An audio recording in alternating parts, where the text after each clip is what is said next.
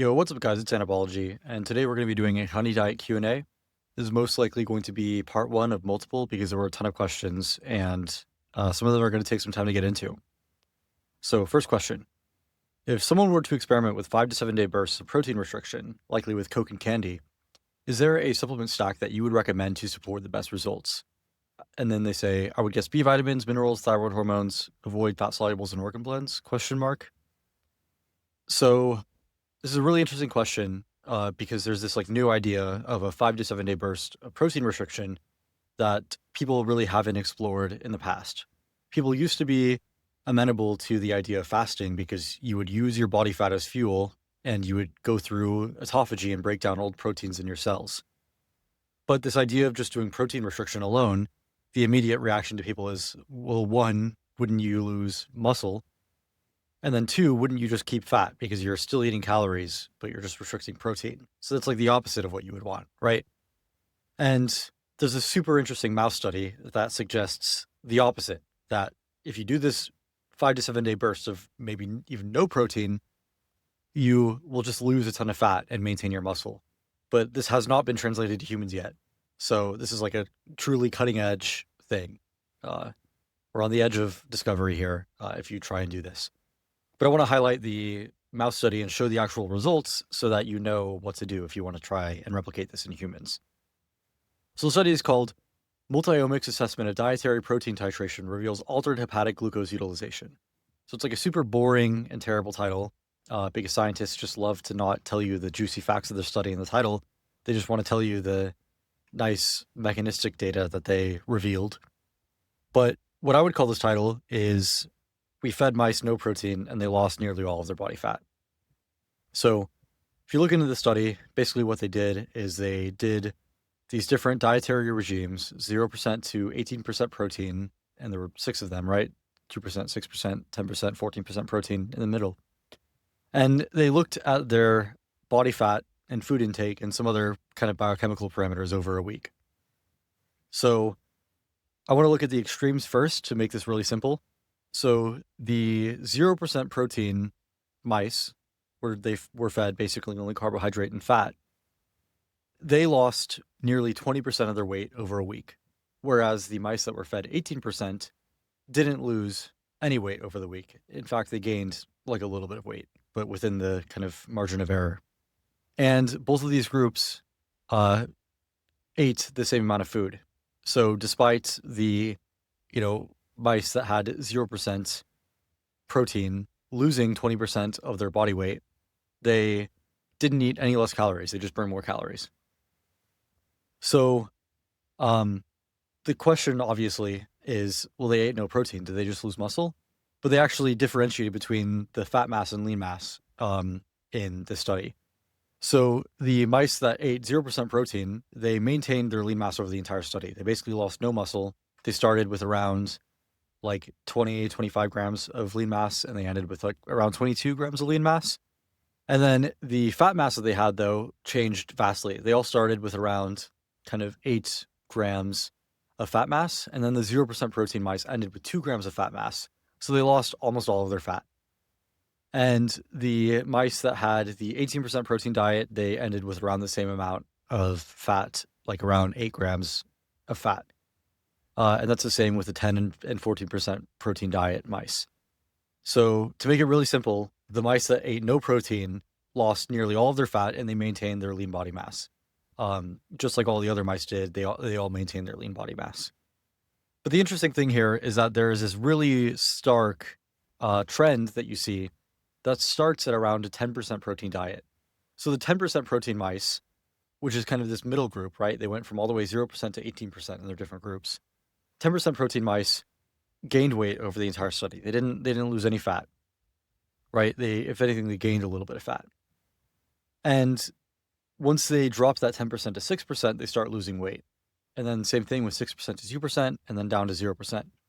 So if they started with around maybe 8 grams of fat in this study, the 2% fed protein mice only lost 3 grams of fat, and they went down to 5 grams of fat total. Whereas, again, the 0% protein mice dropped all the way down to 2 grams of fat. So they lost a lot more, right? So even just that little jump from 0% to 2% protein in the diet got rid of quite a lot of fat mass or fat loss rather. 3 grams of fats over the total loss of 6 grams of fat, right? So by 2% protein over the 0% protein diet made half of the fat loss go away. So then this suggests that, if we're going to translate this result to humans, then you should be probably at like nearly 0% protein. Otherwise, you may not see this effect. So then they also looked at like 2%, 6%, 10%. The 6% and 2% protein mice did lose weight, but just not as much as the 0%. And then they looked at FGF21 levels, which we think is the mechanism behind the honey diet. And the 2% and 0% protein fed mice had super, super high levels of FGF21, suggesting that it's kind of working through this mechanism. Whereas the 6%, 10%, 14%, 18% protein mice did not have super high elevated FGF21. So I said a lot of numbers. Again, just to reiterate, this is not a crazy idea doing a 5 to 7 day protein fast, but the data here suggests that it would work best at like a 2% or 0% protein diet. So what does that look like? That looks like basically just Coke and candy, pure refined sugar, maybe honey, right? But like no other foods really fit into this category. Because even if you look at fruits, if you look at a serving of, say, like a dried fruit, which has like this nutrition label on it, usually you end up with maybe even around 30 grams of carbs in a serving, but then you get like 2 grams of protein. So there's still protein in this, in the fruits. And, I think that brings you up to, like, if you multiply that by 3, that's like 6%, 7%, 8%, kind of protein in fruits, in total calories. So that brings you into the area where these mice would have started to lose weight, but they don't get the extreme weight loss results and the extreme FGF21 elevation. So in summary, we know in humans that like a juice fast tends to work for people, right? Everyone reports this. They have before and after pictures with the juice fast where they just do, juice, only fruit, kind of cleanse for a week and they lose weight, right? So with that, you're still getting some protein, but you're probably enough to have these crazy effects where you're eating a bunch of calories and losing weight. But this suggests that you could push it a lot further and you could just do 0% protein and maybe lose weight even faster. So then I go back to the question here. It says, what supplement stack would you recommend to have the best results? So if you were going to do like a juice cleanse, right, you're just going to only have fruit juice for an entire week. I think with that, you don't need to supplement anything, right? Because there's plenty of minerals in juice, plenty of vitamins in juice. You'd be totally fine.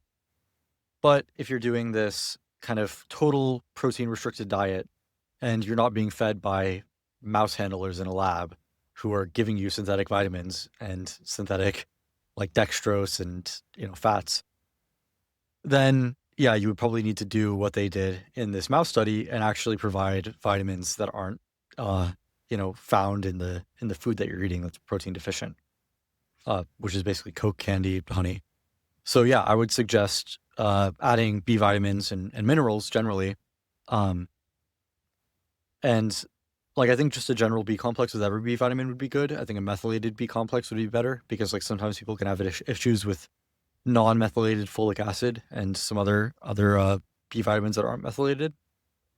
And I think thiamine is really helpful here. So Objective Nutrients makes a really good thiamine.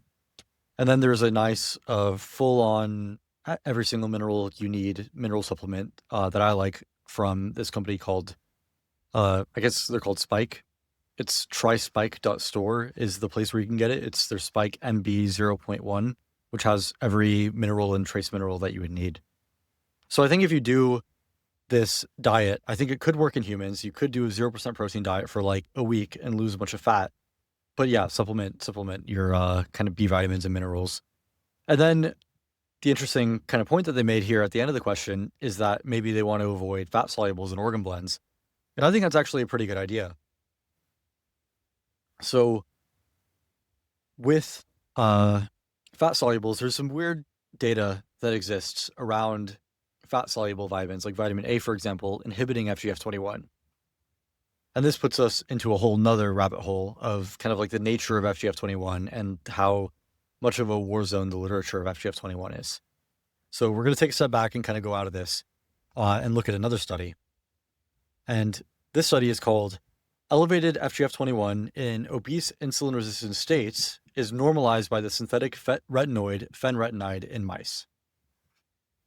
So the first thing you see here is that FGF21 is elevated in obese insulin-resistant states. And before we were talking about how the honey diet is mediated by this factor called FGF21. So this immediately should raise some red flags to anybody who's reasonable, right? You're like, wait, you're trying to do a diet that increases FGF21 a lot, yet all of these people who are obese and insulin resistant, or mice, in either case, it's true that both mice and humans who are obese and insulin resistant also have elevated FGF21. Like what? Yeah, they would be like, why are you trying to elevate this factor that's really elevated in these obese humans? And that's like saying, you know, oh, you should inject insulin for weight loss, right? Like this, it's kind of a crazy idea, and there should be some skepticism around that. So, yeah, I want to go into kind of my thinking about like why FGF21 is elevated in these obese individuals. So I kind of think that like the chain of event that happens here is that what happens is somebody eats an obesogenic diet and they gain a bunch of fat. They gain visceral fat, they gain fat in their kind of white adipose tissue, their subcutaneous fat. And then over time, they become insulin resistant. And they become insulin resistant because their fat in their kind of visceral adipose tissue or their subcutaneous adipose tissue starts to leak fats into the bloodstream, and then they get elevated fats in their bloodstream. And then these fats go everywhere in the body, and they basically signal to everywhere in the body that they're just calories kind of everywhere.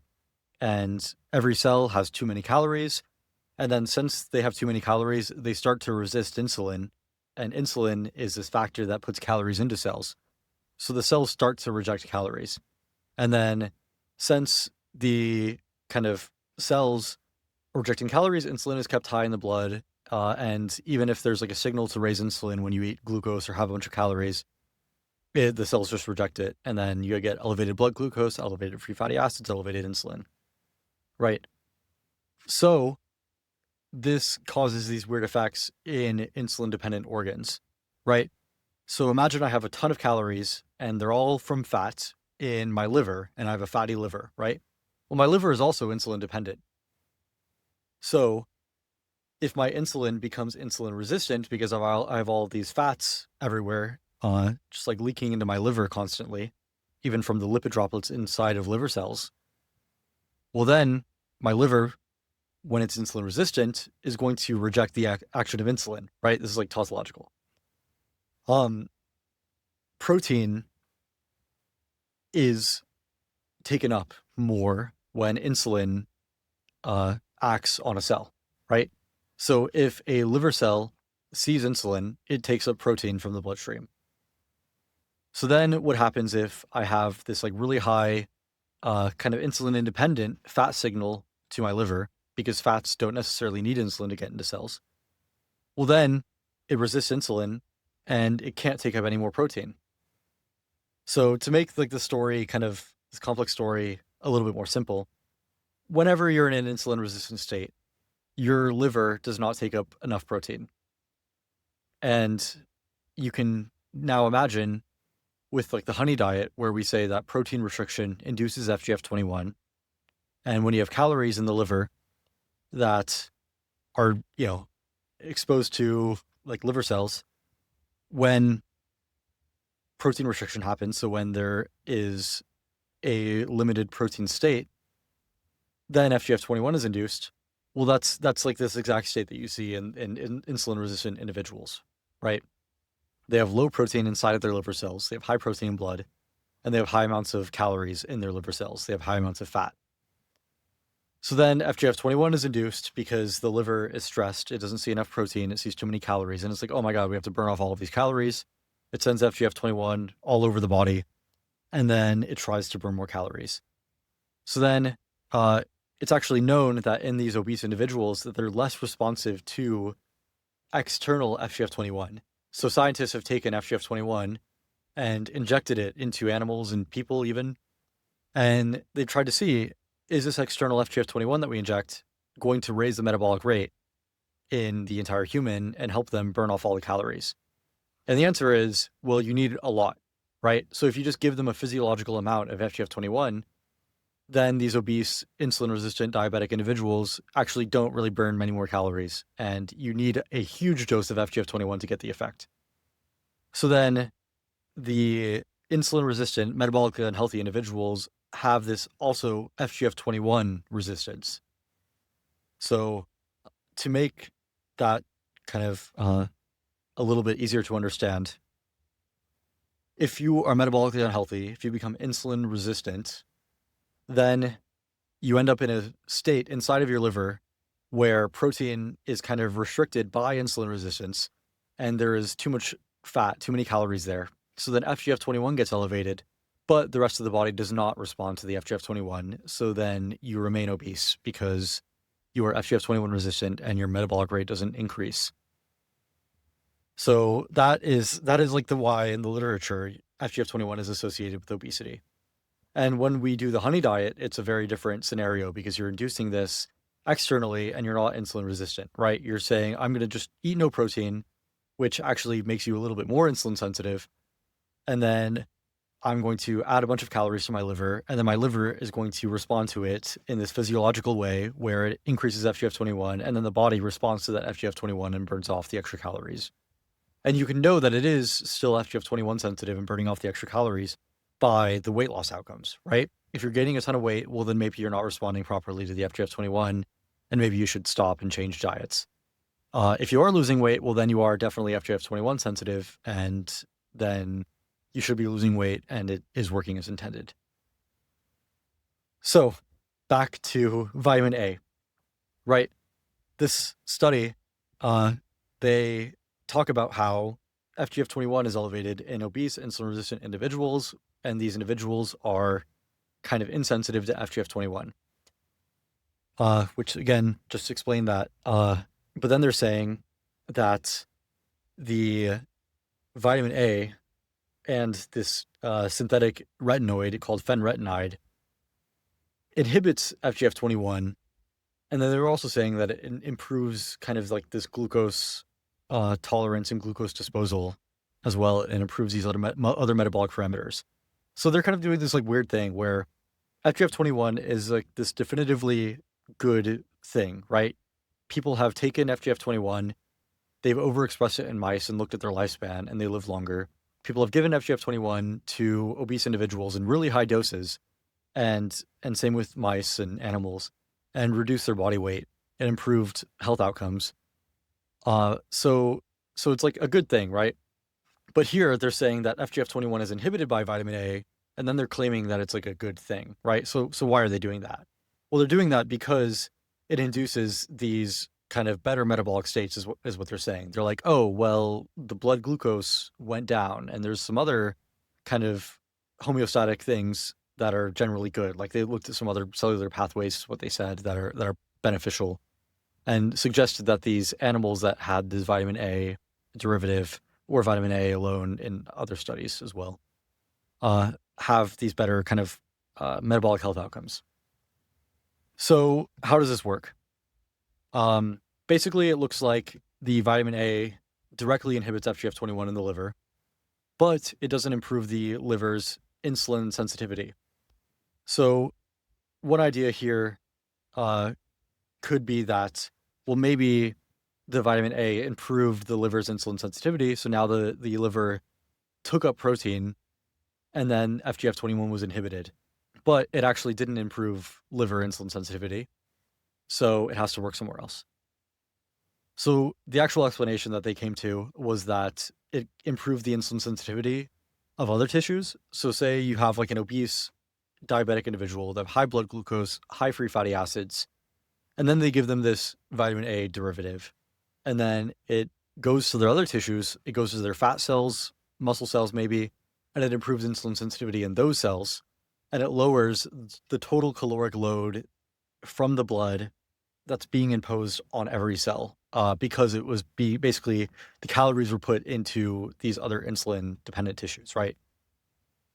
So then with this, now with our equation where you're like, okay, we need high calories to induce FGF21 and we need low protein, you've kind of reduced the high calorie burden on the liver by putting the calories into other tissues.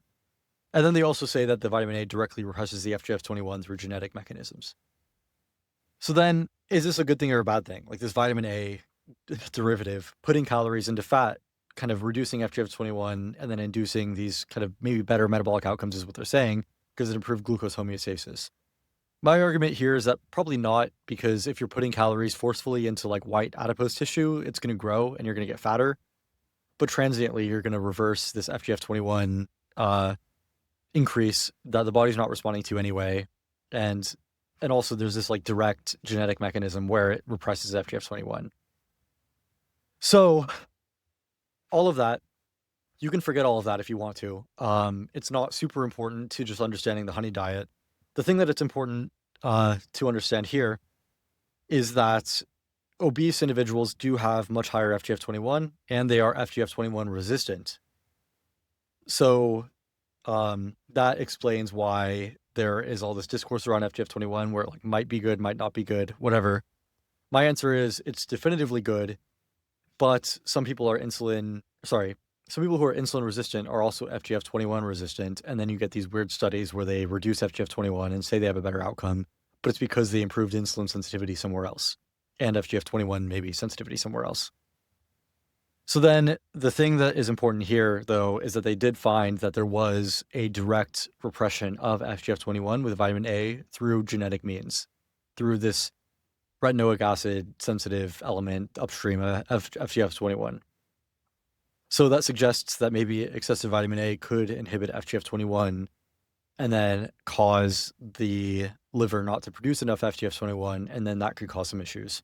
And this might be similar with other fat-soluble vitamins, but I haven't really seen too much data on those. I think the safest might be vitamin K, but that's just kind of intuition. So then the intuition back to this original question where they were saying maybe I would avoid fat-soluble vitamins and organ blends. I think that's like a safe bet. I don't think that you need these fat-soluble vitamins like a ton in this specific context. Because, if you look at like fat-soluble vitamins, they're often used for fat-soluble purposes, right? It's like, oh, I have vitamin E. Well, I need vitamin E to stop lipid peroxidation.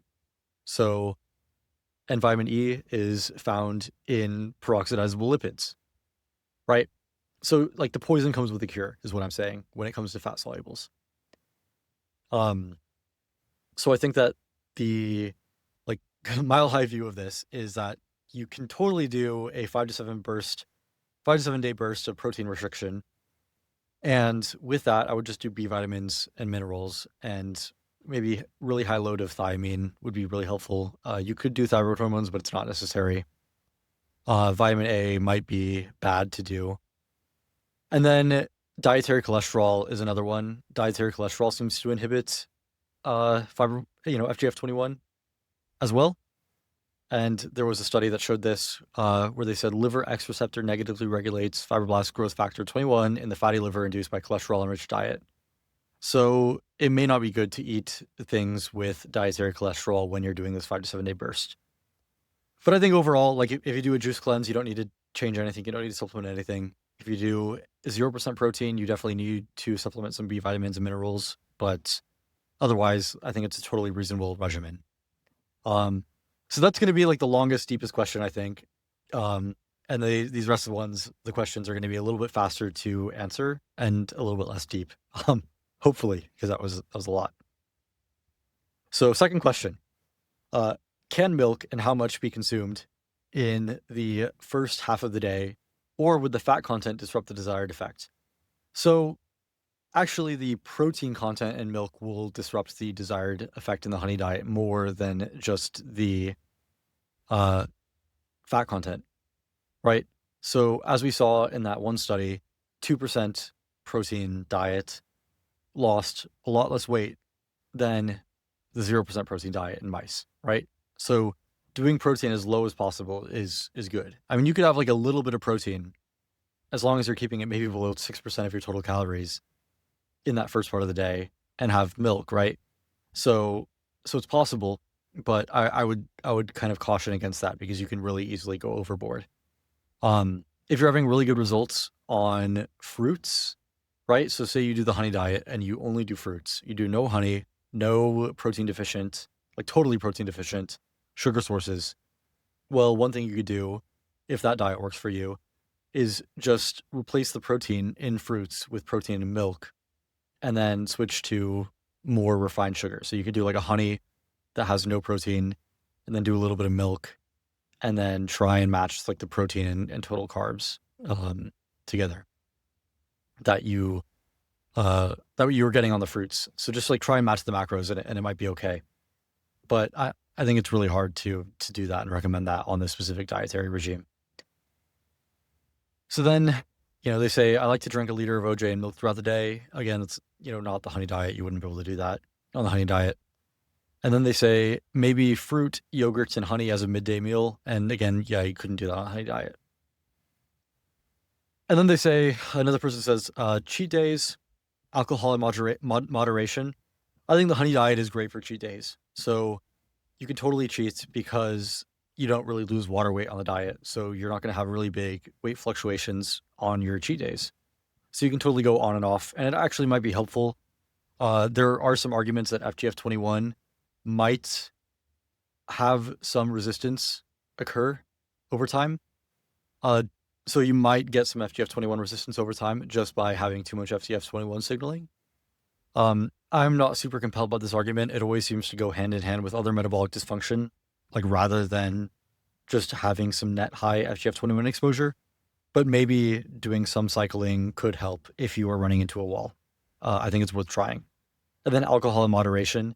I think alcohol is fine. There's actually a paper called Fibroblast Growth Factor 21, so FGF21, is robustly induced by ethanol and has a protective role in ethanol-associated liver injury. So yeah, there's definitely an argument here where if you eat a lot of protein and then you drink alcohol, well, then maybe you inhibit FGF21 too much, and then your liver is not protected from liver injury. There's some arguments that if you kind of have protein and you have lecithin, like phosphatidylcholine, essentially, then you will be able to export liver fat more easily. So that's an argument for protein and for some of these fats, like maybe an egg yolk, with alcohol, because if you do produce a lot of liver fat, then you can export it from the liver and not just like store it in the liver forever and get a fatty liver. But also there's this other side of it where you could kind of induce FGF21 and just burn through all the alcohol, right? So I think like alcohol in moderation is the key, right? If you have a little bit of ethanol, even in a protein restricted setting, even if you can't export liver fats, you can probably induce enough FGF21 to burn through all of the ethanol, and you should be totally healthy. And Chris Masterjohn did a really good job of this. If you go on Twitter and find him and search like from Chris Masterjohn alcohol or ethanol, you'll find threads where he talked about the mortality data in respect to how much people drink. And it seems like the best for all-cause mortality and longevity is like 0.3 drinks a day, which in practice is somebody saying that they drank maybe like 1 or 2 drinks a week. So yeah, alcohol moderation is like totally fine. Somebody else says, how about risk of becoming FGF21 resistant as the body adapts? Yeah, it's like possible. There's a paper called Obesity is an FGF21 resistant state. There's definitely a theory that FGF21 resistance causes obesity, and if you're obese, you are FGF21 resistant. And it's like really hard to figure out the mechanism of this. It's like not really guaranteed that just like high FGF21 exposure over time will cause obesity and insulin resistance. Because there's all these other metabolic complications that go on in these individuals. Again, like they have insulin resistance first, and that's why their FGF21 is increased. And then they get the FGF21 insensitivity in the rest of the body. So, it's possible. It's something to be aware of if it just like stops working over time. But I haven't really seen any evidence that just like net FGF21 exposure causes FGF21 resistance over time. And then somebody, they also say, how necessary is the afternoon fasting window? So I've gone back and forth on this. I think if you're just like maintaining weight, it's like not necessary at all. If you want to aggressively lose weight, going through that fasting window is really helpful. Like people are genuinely in ketosis during that fasting window. And what that means, because they weren't eating any fat before, is that they are burning their body fat. So I think it is super helpful if you are going for fat loss mainly to do that afternoon fasting window. And yeah, but like if you're just going for kind of a lifestyle of eating more calories and weighing like a decent weight and you're not going for weight loss, I don't really think that you need to fast at all because you're still burning through all those carbs during the day. You're just not burning through extra body fat after if you don't fast. So then somebody says, how does full fat dairy, butter, and cooking oil and whey fit in? Can it be eaten during dinner? And then, yeah, that is like where I would put that if you were going to eat those. And um, for weight loss specifically, right? And full fat dairy is kind of like troubling um, because it kind of has some MCTs, it kind of has some long chain fats, same with butter. And that kind of puts you in this middle where it's not the most satiating possible fat, but it's also not something that increases your metabolic rate a ton in your whole body. So then it's like, I've actually seen not very great outcomes from people who eat a lot of cheese, a lot of cream, unless they do a really weird protein restricted diet with it. So, yeah, I would caution against doing a ton of that. I would go maybe more with the stearic acid heavy foods, so cocoa butter, like so you could eat some chocolate, or beef tallow for dinner. And they talk about whey protein as well. I don't think you need to do a ton of whey. I mean, if you're getting 100 grams of protein in a day as like a 170-pound male, or basically just 1 to 1.5 grams per kilo, I think that's enough protein in a day. So I don't think you need to do whey if you can get that in one meal. If you can't get that in one meal, maybe add some whey in. It's like not a bad idea. But then they go on to say in this question, my main goal is to actually gain weight because I have a hyperactive metabolism and sometimes I struggle to maintain, but I don't want to eat a lot of starch, wheat, etc. because of histamine response. So yeah, I would just recommend like not even doing the honey diet because I think this is a catabolic diet. And if you want to just gain weight, I would put protein in all of your meals. So the one scenario in which you would use this diet in a scenario where you want to gain weight still is if you're just doing it for the kind of mental health benefits, right? Like in the early part of the day on this diet, it feels like you're fasting in terms of your mental energy, but you never really have this dip where you start to get too hungry because you can just eat once you're hungry and you can maintain this like kind of high energy mental state. So with that, I would just, yeah, I would add full fat dairy, butter, whey, etc. to dinner and have like a really, really big dinner. And if you want to just maintain that mental energy through the day and still gain some weight, but it would probably be easier to gain weight if you just had a mixed macro meal like throughout the entire day. And then what do I think about consuming glucose and dextrose powder? So I think that glucose and dextrose powder is like totally fine as well, but I don't think it's going to be as good from a weight loss perspective in the honey diet. So the key here in the honey diet is that it's not that glucose can't induce FGF21. So dextrose and glucose, same thing, but dextrose is just the name for D-glucose, right? It's just glucose. Glucose can robustly induce FGF21 in a protein deficient state, right? Like I'll say that again because it's a point of confusion. Glucose and starches and fats, any calorie that's not protein, can robustly induce FGF21 in a protein deficient state. It doesn't have to be fructose, it doesn't have to be MCT. The difference of why fructose and MCT work better for weight loss is that fructose and MCT partition to the liver more than these other calories, right? So if the liver is basically the sensory organ for how many calories you're consuming, fructose and MCT trick the liver into thinking that there are more calories than there actually are in the entire body. So then it freaks out and then it induces FGF21 too strongly and then you lose weight, right? So it's kind of the strength of the FGF21 induction rather than any FGF21 induction at all, relative to the amount of calories that you eat, right? That fructose and MCTs come in. So then consuming glucose and dextrose powder, you totally can do it. But again, this is going to be an insulin dependent calorie. So it's not going to go into the liver very strongly while it is full, essentially, where fructose will. And it's going to spread pretty evenly across the entire body. So you're going to kind of induce FGF21 just about as strongly as you need to just burn the calories and maintain weight. And then somebody says, does dairy fat have enough long-chain fats for the satiety-inducing method? So on the last podcast, I talked about this new kind of satiety-inducing method of maintaining or losing weight. And the idea with this method is that with the honey diet, you are kind of doing this hack that makes you super hungry, but also increases your metabolic rate a ton. So it kind of balances out. But then there's like the opposite end of the spectrum where you could just eat things that make you really satiated that don't necessarily increase your metabolic rate, but you just eat less, right? And that's kind of how the GLP-1s work. And, the like Ozempic, they just make you eat less mainly.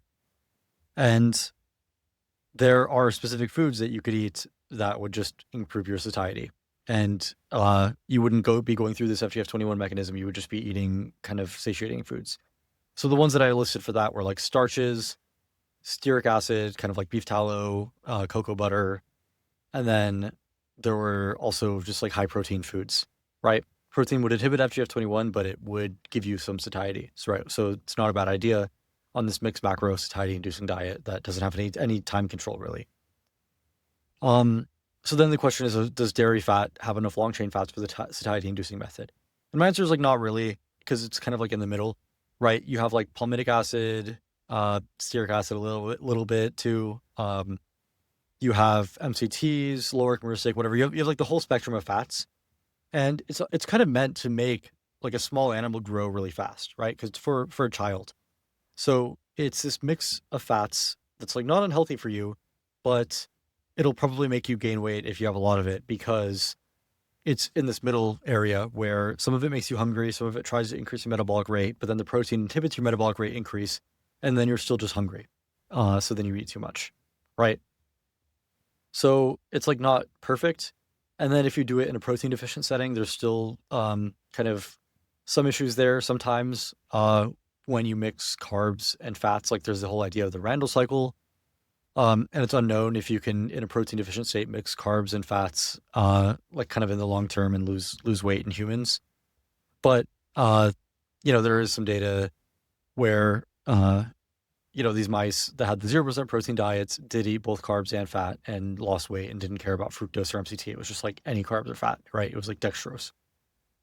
So basically what I'm going to say here for the dairy fat method for satiety is like, no, it's probably not the best for it, but you can have it in moderation if you just choose to eat like a little bit less. And if you're doing it for the honey diet specifically, well, you're on like New Frontiers to see if you can do kind of cream or butter during the day. So then what about glucose syrup and things like jelly beans? Wouldn't that make jelly beans and other candy less FGF21 promoting? Kind of same thing as before. It's the asymmetry is the key here. They'll still induce FGF21, but the key is the asymmetry for weight loss, that the liver sees more calories than the rest of the body. And with glucose syrup, the liver doesn't see more calories than the rest of the body. But, think about it like this. Sucrose is 1-to-1 fructose to glucose, and sucrose totally works for this diet, right? So you can tolerate some things that are not super liver targeting and FGF21 promoting, like glucose, but eventually, that effect can kind of get capped. Like you can hit a limit where you eat so many calories, and now your metabolic rate isn't increasing enough, and then you start to put on fat as well. And you would hit that limit at a higher number of calories if it was like fructose or MCTs versus just a mixture, right? But then there's other concerns that come with just loading pure fructose into your liver and stressing your liver out like the most, right? It's probably a little bit better to be a little bit conservative, eat some more calories, but not like an insane amount. So then thoughts on mixing MCTs and sugar during the fasting phase, coconut oil and sucrose, for example. Yeah, I think MCTs are fine. Um, but this person says coconut oil and sucrose, for example. So MCTs are kind of like fructose in that they are um, this like refined source of calories that specifically targets the liver. And then fructose, again, is like a refined source of calories that specifically targets the liver. Whereas sucrose and coconut oil, like sucrose, you can basically get in like Whole Foods almost. Like a lot of fruits are 1-to-1 glucose to fructose, which is essentially sucrose. And coconut oil you can get in coconuts. These are mixed, not refined calories that have both long chain fats and short chain fats. They have glucose and fructose. So I would expect with like the honey diet mechanism that coconut oil and sucrose would work worse than MCT and fructose, but for some people it could work, right? So it's like worth trying to see. But you know, the lever that I would pull if it doesn't work when you add coconut oil to sugar, for example, is that maybe you should just go for MCTs instead of coconut oil. Then it's, do I brush my teeth after the sugar phase?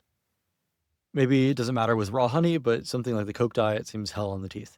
And yeah, I use a nanohydroxyapatite toothpaste to remineralize my teeth and deal with the huge amount of sugar and sometimes acidity that my teeth are being exposed to. And I get that from No BS. That's the brand, or it's Better Biome actually, but their toothpaste is called No BS.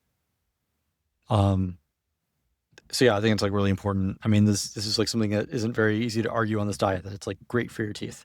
Maybe with honey it could be, but sugar is like not that great for your teeth.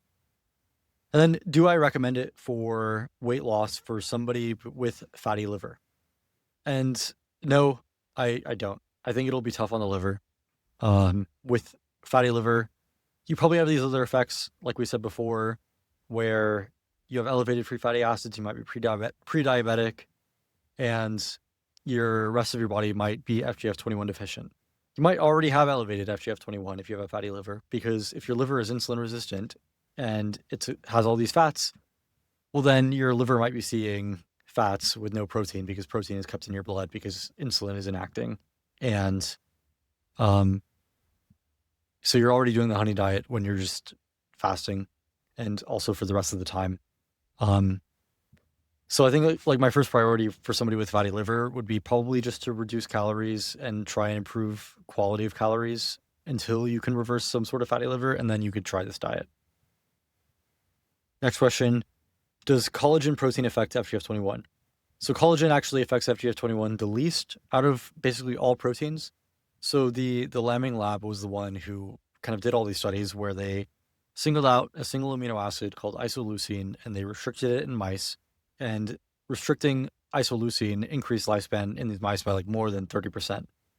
And they found that FGF21 was strongly induced, and these mice ate more and weighed less, just by restricting one amino acid, isoleucine, and not by restricting the rest of the protein. So collagen is an interesting protein because it's mostly like glycine, like proline, hydroxyproline, and it has very low levels of isoleucine in just like conventional collagen. So, yeah, like collagen seems totally fine. I would just check if you can get like Chronometer or another kind of macro tracking software that tells you how much isoleucine is in the specific brand of gelatin or collagen that you're using, and then try and have your net isoleucine exposure to be as low or lower than it would be if you were eating fruits. Then that would probably be the best way to introduce collagen into the honey diet in the honey part of the day. So then somebody says, regarding the blood sugar spikes, since hemoglobin A1C mainly reflects glucose glycation, is there a way to test for fructose-driven glycation from eating a lot of honey? And the answer is yes. Yeah, you can test fructosamine, which is kind of like the fructose glycated version of hemoglobin A1C. And then you can also test uric acid to see if you're processing the fructose in a good way, because fructose can produce too much uric acid. And then if you have too much uric acid, then you can get gout. So those are the two things that I would look for. And I tested both of those after I did the honey diet, and they were also totally fine and nominal. Yeah, and then some other people say, does the PD carrot salad work for dinner, even though carrots are higher in sugar? Yeah, like I would eat the carrot salad at dinner. Carrots sometimes are somewhat undigested, and there's a lot of fiber. Um, so I wouldn't consider all of it to be like a really high sugar source of calories, and it's like pretty low calorie. Coconut oil is okay as a saute oil choice for dinner. It's totally fine as long as you're not eating a ton of snacks after dinner because you became too hungry. Um, Blueberries okay in the morning phase, yes. What if I ever eat potato? Potatoes, they're very starchy, so I would put that more in like a satiety category of diet rather than FGF21 abusing. And they also have a lot of protein once you eat enough. So I don't know. I don't think potatoes would be good in the morning part, but they could be good at dinner in moderation. So then somebody says, one thing I've always wondered about the honey diet is how nutrition scales with metabolism. If the sugar is increasing our metabolism, then does our body not also need more vitamins and minerals? So the way that I think about this is that vitamins are not necessarily consumed linearly with metabolism. So whenever you have all of these cofactors in your metabolism, right? So I have glycolysis, I have my electron transport chain of my mitochondria, I have my TCA cycle, I have all these things that process my calories. And in those metabolic pathways, a lot of times the enzymes that process the calories, they require a cofactor, such as NAD, NADH, whatever, FADH, thiamine. And these cofactors are vitamins, right? So vitamin B, all the different vitamin Bs are cofactors for these kind of metabolic enzymes. So usually what happens with these reactions, oftentimes there's like a redox reaction, which means, the substrate is reduced or oxidized, it gains or loses electrons. And then basically you kind of pass off or take the electrons from the cofactor, which is the vitamin. And then later you can use things like oxygen to kind of replenish the oxidized state of the vitamin that you want for the metabolism to move forward. So this is like a long-winded way of saying that the vitamins are kind of regenerated after every cycle of metabolism by things like oxygen or respiration in general. So I would not think that you need exactly like 1-to-1 vitamin per glucose or like that it scales linearly with metabolism. But it is true that over time, as you use and turn over the same cofactor over and over again, more and more, and respire more and more, that eventually the vitamin itself can get degraded or damaged, or it kind of just like diffuses out of your cell, and then because their B vitamins are water soluble, and then you end up peeing it out. So my response here is that it's like not guaranteed to be linear, that nutrition needs to scale with metabolism. But it's like probably a good idea to get enough B vitamins, especially if you're doing like a 0% protein diet or eating kind of these refined carbohydrate sources that have no nutrients. So then somebody says, another question I have is Ray Peat discusses that you must eat protein with carbs to avoid a stress response that is caused by low blood sugar when insulin responds to protein. Many more words. I'm just going to stop the question there. So basically he's saying that whenever you eat protein stimulates insulin, and then insulin can lower your blood sugar. And then overnight or at other points in the day, you can have a stress response from too much insulin, lowering your blood sugar, and then you become hypoglycemic and you feel bad or you wake up in the night. So my response here is, you should just like try to wear a CGM and see how your body responds to protein and with like your blood sugar. So my body, if I eat a big protein meal, my blood sugar overnight is kind of like at a nominal rate, doesn't really have these like giant hypoglycemia dips. If I add a little bit of sugar, it keeps my blood sugar like a little bit higher overnight. So just like if you want to keep your blood sugar kind of slightly elevated overnight, so you can have no hypoglycemia dips and no cortisol spikes just wear a CGM and then see how your body responds and see if you're actually getting those dips, because like you might not need carbs, or you might need carbs to not have those dips. But I think generally, like, protein actually causes some sort of insulin resistance. So when it stimulates insulin, it makes insulin high in the blood sugar doesn't usually drop commensurate with the amount of insulin. Um, Another person says, I'm hoping to find out whether Anabology agrees with Ray Peat's high calcium intake. Do you still promote this? Is this why you mentioned 2 chocolate milks with dinner? I think calcium is good to have. It's hard to get enough calcium on this diet. I've seen people do DEXAs before and after the diet, and their bone mass stayed the same or improved generally. So I think that just like the natural thing that people have done so far, whatever they're doing, which is like not specifically supplementing calcium or going out of their way to have like cheese in the day or anything that has like high calcium, they generally have not had negative bone outcomes. But I think like having some milk with dinner would be a good idea. Uh, Other people say, how long should I use the system? How long can this operate? Again, I mean, the only limiting factor potentially is FGF21 resistance in the long term, but we don't know how long that takes to manifest, or if it will manifest at all with just chronic FGF21 exposure, or if it's caused by some other underlying thing like free fatty acids or having insulin resistance in the first place. What if one uses? Let me go back to that. I'm kind of skipping ahead here. How long should somebody use a system? I think that you should use it for weight loss, and if you're gaining weight on it, then stop. And that is the exact amount of time that you should use it. If you want to use it for just mental outcomes, I've seen people use it for over a year at this point, and they had a good time, but eventually they get to kind of this equilibrium body weight. So it depends on your goals. If you want to use it for mental health reasons, use it for forever. If you want to use it for weight loss, use it as long as you need to for the weight loss. And if it doesn't work for weight loss, then just stop. What if one uses soda as a means for sugar intake? What about kidney stones? I think that soda should be fine. Again, just before get some vitamins. I don't think that kidney stones are going to be like a huge issue as long as you have enough vitamins to process the sugar. Can low protein cycling times, breakfast to dinner, be altered? So can you change like when the actual protein cycling time is? So if you do like a breakfast and you have like a high protein meal, the amino acids and fats in that are probably going to be elevated in your blood for like 12 hours. And this is based off of like some data in the literature and also some just like anecdotes of looking at a CGM and seeing how long my blood sugar is elevated after I eat protein. And the the idea here is that still like 12 hours after, your insulin is a little bit raised from protein. So you're still under the metabolic influence of protein for like 12 hours.